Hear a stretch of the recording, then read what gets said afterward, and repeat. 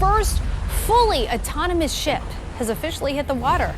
The vessel, which can sail without a crew, launching from the port of Everett this week.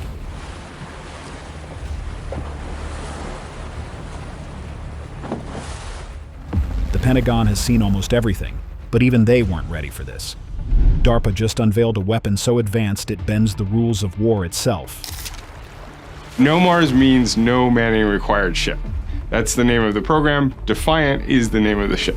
One of the challenges that we were really trying to tackle in No Mars is how do we take on building a ship that can go to sea for a long period of time. No crews, no pilots, no limits, just code and steel, working together at inhuman speed.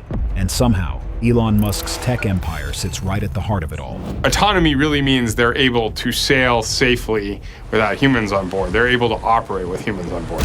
Darpa's self-sailing destroyer. In August 2025, Darpa, the Pentagon's future tech lab, launched a silent steel ship into the water at Everett, Washington, and not one sailor would ever step aboard. They called it the USX-1 Defiant, a 180-foot warship that sails, fights, and survives completely on its own. No crew quarters, no bridge, no mess deck, just a machine built to cross thousands of miles of open sea, take 30-foot waves head-on, and keep going for months without human touch. That sounds like science fiction, but it isn't. It's a real vessel built under a real Pentagon program with a blunt name, No Mars. No manning required ship. The name says it all. There are no emergency bunks tucked somewhere below deck, no ladders designed for human boots, no places to eat, sleep, or breathe safely inside. By cutting out every system meant for people, the designers could chase a whole new kind of performance. The hull could be narrower, cleaner, and faster through the water. The engines could be placed wherever they made the most sense, not where engineers needed to leave space for a maintenance crew. Even the layout could be optimized for robotic access instead of human convenience. The guiding idea behind No Mars is called graceful degradation, meaning the ship doesn't panic when something breaks. Instead, it keeps operating, rerouting power, shifting loads, and finishing the mission on its own. After a year at sea, it isn't expected to limp home. It's expected to still meet every performance target. The Defiant isn't powered like your average Navy ship either. Its power system mixes diesel generators, batteries, and potted propulsors that can keep turning even if one side fails. Each major part can be swapped out in a small commercial yard instead of needing a huge naval base. Everything is modular and built to fit under a crane you'd find in an ordinary workboat facility. In theory, you could haul it in, switch a module, and have it back out within days. Inside its metal skin, autonomy runs in layers. The lowest level is the survival instinct. Don't crash, don't capsize, don't get lost. Sensors feed that reflex. The ship's eyes include a three-dimensional sonar called Argos, which scans the sea ahead for obstacles and shallow patches. Higher up the chain are health monitoring systems, the ship's version of an engineer on watch, checking temperatures, pressures, and vibrations. And at the top sits the mission manager, the captain software that plans routes, reports progress, and keeps contact with human controllers ashore. Everything is built around the same principle, no hands required. Even refueling has been rethought. In late 2024, Darpa and the Navy tested a fully autonomous refueling process at sea. One uncrewed ship delivered fuel to another, while all human crew stayed safely on the tanker. No one had to hop aboard the drone vessel to open valves or handle hoses. This is a hard break from how America's Navy first approached unmanned ships. Most earlier prototypes were converted crewed boats or optionally manned vessels that could carry a few sailors if needed. Defiant doesn't compromise. It was born uncrewed. It's the first major test of a design philosophy the Navy now calls MASC, Modular Attack Surface Craft. The goal: small, fast, affordable vessels that can carry container-sized mission modules and be built by the dozen in commercial yards, not a few at a time in giant naval shipyards. Defiant stands 42 feet to its tallest mast. Fully loaded, it displaces around 529,000 pounds. A lightweight by Navy standards, but powerful enough to reach about 20 knots, roughly 23 miles per hour. The ship was assembled at Nichols Brothers Boat Builders on Whidbey Island, Washington. Sea trials started that spring, and the official christening followed in August. Once it finishes its long endurance run, the vessel will be handed over to the Navy's program office for unmanned ships. Why build a robot warship at all? The short answer: cost and risk. In modern naval warfare, information is everything. Fleets need scouts, platforms that can linger for weeks in contested zones, quietly tracking enemies, gathering signals, or acting as decoys. But every manned ship sent forward risks dozens or hundreds of lives. An autonomous vessel changes that math. It's expendable by design. Under a doctrine called distributed maritime operations, the Navy wants to spread its power across many smaller nodes instead of a few massive targets. A network of uncrewed ships like Defiant can form a digital picket line, extending radar and sensor coverage, jamming enemy systems, or drawing fire away from human crews. If one is lost, the network heals itself and the mission continues. Think of them as floating sensors, scouts, and shields that never need food, rest, or rotation. Cutting out people also means cutting out weight and complexity. There's no bridge to armor, no medical bay to keep stocked, no bunks, kitchens, or life support systems. That space and power can now go toward more sensors, more endurance, and more flexibility. It's a machine designed for the mission, not for human comfort. But every bold step comes with new fears. The Pentagon's own rulebook sets strict boundaries for autonomous systems. It says humans must always retain judgment and control over any use of force. A ship like Defiant can plan routes, avoid obstacles, and stay on station. But humans decide the orders and hold the authority to act. That same directive demands secure communications, anti-tamper systems, and governability, meaning the ship can be shut down or redirected if it ever behaves unpredictably. These rules exist to prevent exactly what everyone worries about: a runaway robot making a deadly mistake. Cybersecurity is another battlefield. When a ship sails without humans, every decision flows through sensors and data links. Hackers or adversaries could try to feed it false coordinates, jam its signals, or impersonate its command channel. That's why the NOMARS architecture is layered with encryption and fail-safes, built to operate safely, even with broken links or corrupted data. And then there's the gray zone problem. What happens when an enemy physically provokes an uncrewed ship? If a militia boat rams it, or a rival navy tows it away, there's no crew to rescue, no officer to negotiate, yet it's still a U.S. vessel flying the flag. That kind of scenario could trigger real-world tension fast. The technology is new, but the politics around it are as old as the sea. Behind all that, the communication network tying these vessels together is evolving fast, and it's not all military-owned. Elon Musk's SpaceX plays an unexpected but critical role here. The Pentagon and intelligence community have been leaning heavily on Starlink and its defense-focused sibling Starshield, both made up of thousands of satellites in low Earth orbit. They deliver fast, global, and resilient internet coverage, perfect for ships like Defiant that need constant contact, even in the middle of the Pacific. Starshield already has a $1 billion+ contract with the National Reconnaissance Office to provide secure imaging and communication constellations. In short, the military's uncrewed fleets will rely on a private space network to talk, share sensor data, and receive orders. The upside is speed and redundancy. If one satellite goes down, hundreds more fill the gap. The downside? Dependence on a private company, and on one unpredictable billionaire who controls a key part of the infrastructure. Ukraine's experience proved how critical and fragile that link can be. During the war, Starlink became essential for battlefield communications, but reports later showed that coverage could be limited or switched off over certain areas, forcing governments to negotiate access. Now imagine an American naval task force depending on similar links, reliable most of the time, but still owned and operated by a private firm. It's powerful, but it's a new kind of risk. If the ship completes its months-long trial and returns with most systems still running to spec, it won't just be a tech demo anymore. It'll be a green light to start mass production. And that's when things get interesting. Once the platform is proven, the Navy can decide what payloads to bolt on: radar suites, electronic warfare pods, or even missiles. The current prototype is unarmed, focused on endurance and autonomy, but its descendants could carry serious firepower. But while that ghost ship roams the surface, DARPA's next creation hides where no one can see it. DARPA's sleeping submarine.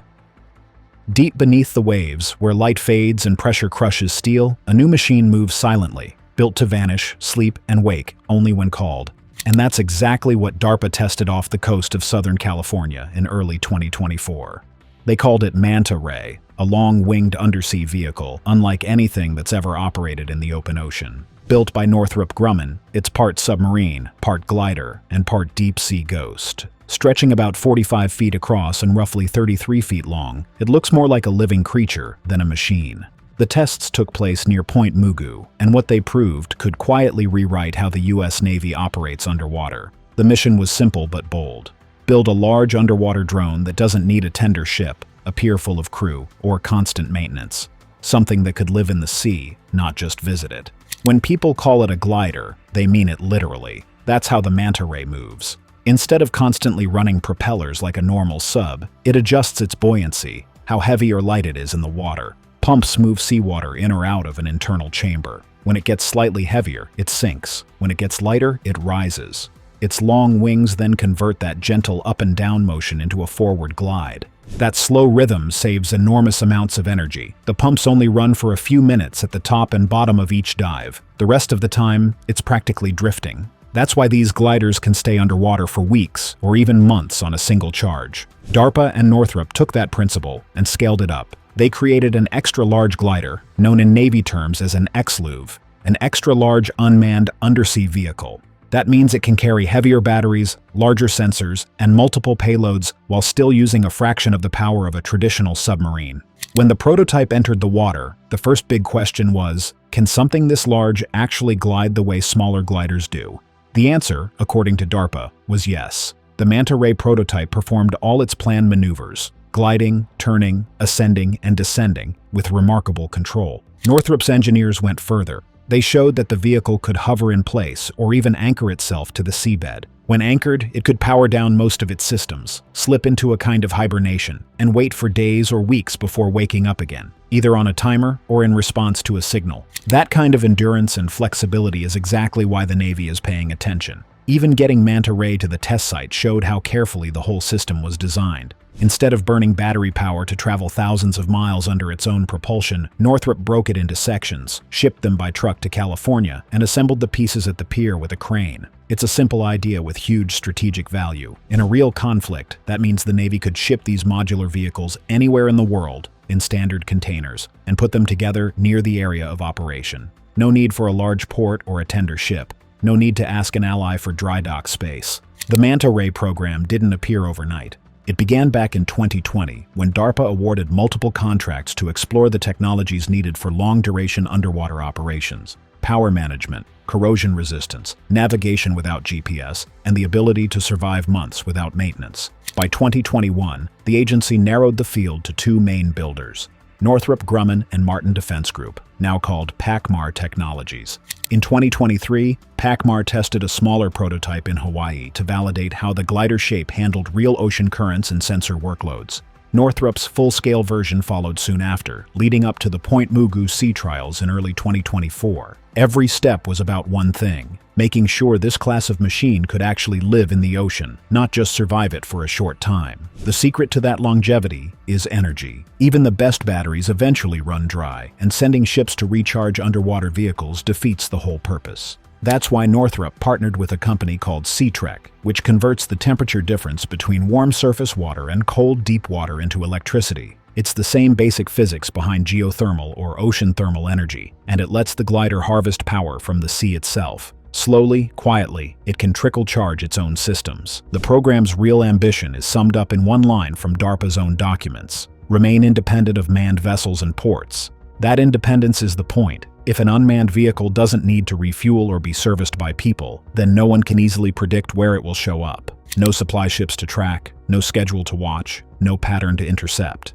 That unpredictability is what gives the Manta Ray its strategic value. It's designed with multiple modular bays, each capable of carrying a different payload, sensors, data relays, maybe even small packages for other submarines to retrieve later. The exact missions are classified, but the possibilities are easy to guess. Start with surveillance. The world's busiest sea lanes and choke points, the Strait of Hormuz, the South China Sea, the Taiwan Strait, are perfect environments for quiet watchers like this. A vehicle like Manta Ray could glide into one of those zones, sink to the seafloor, and monitor acoustic or magnetic activity for weeks. It could log ship movements, detect sonar pings, or listen for submarines passing by. Then, at a preset interval, it could rise just high enough to transmit its findings, a few seconds of data sent through a satellite link, and sink again before anyone notices. Beyond spying, Manta Ray can act like a caretaker for undersea infrastructure. It can deploy and maintain sensor networks, the kind used to map ocean currents, monitor undersea cables, or detect submarine traffic.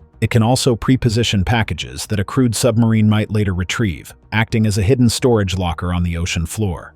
The Point Mugu trials weren't a publicity stunt. They were a handoff moment. DARPA said it's already coordinating with the Navy for the next phase of testing. According to Navy plans, this fits into a broader timeline for hybrid fleets, a mix of crewed and uncrewed systems. Prototypes through 2028, procurement through the early 2030s, and operational integration after that. Communication is another critical piece, and here's where the ocean meets outer space. When manta ray surfaces, it needs to send its data and get new instructions. For that, the Pentagon increasingly relies on low Earth orbit satellite networks, especially SpaceX's Starlink and Starshield. Traditional submarines are powerful but scarce and expensive. A few dozen uncrewed gliders can extend their reach, scout dangerous zones ahead of them, or plant sensors to map enemy movements.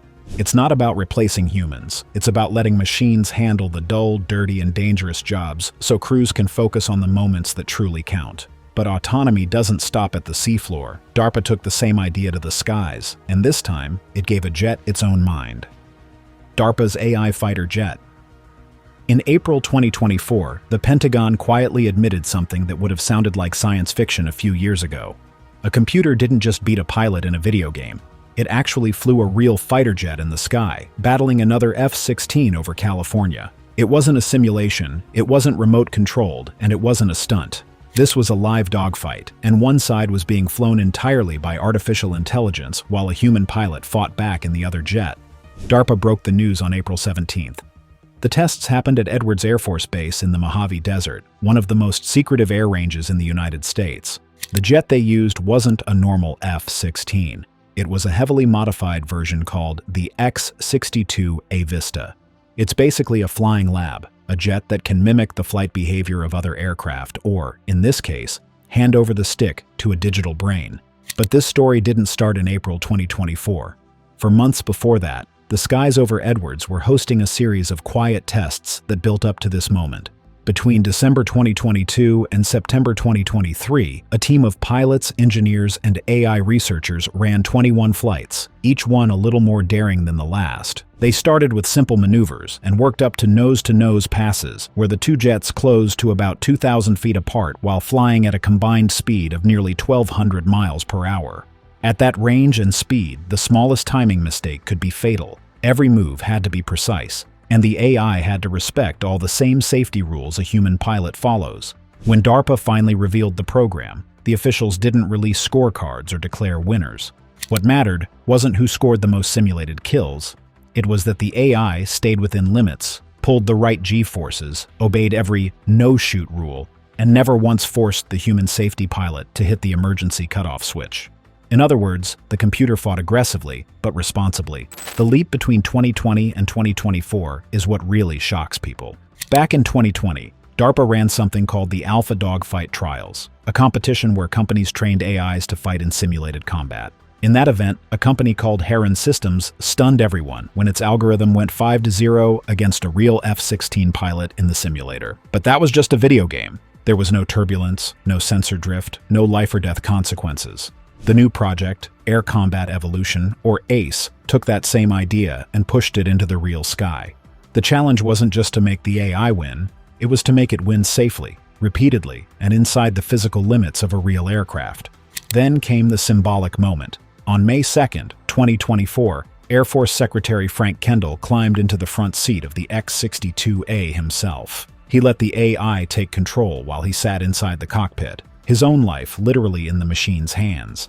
That flight wasn't just a photo op, it was a statement that the Pentagon's top brass now trusted this technology enough to fly it. So why does all this matter? Why does an AI pilot have the Pentagon both amazed and nervous? Because the real weapon here isn't a missile or a drone, it's speed. The machine can make tiny, precise decisions thousands of times faster than a person ever could. In a dogfight, that difference is everything. Imagine trying to outmaneuver an opponent when every half-second counts. A human brain and body can only react so fast, but an algorithm can process new data instantly and adjust before you even finish blinking. The Air Force Secretary said it plainly months before his flight. If humans try to stay directly in the loop for every micro-decision, they lose. The new goal is for humans to set the mission, while machines handle the split-second flying. To understand what's changing, you need to know what a within-visual-range fight actually is. This isn't long-range radar combat. It's what pilots call a knife fight in a phone booth. You're close enough to see the other jet twisting in the sun, trying to get behind you. Every turn costs energy, every angle counts. In those Mojave dogfights, the AI learned how to balance all of it, keeping energy high, angles tight, and position perfect.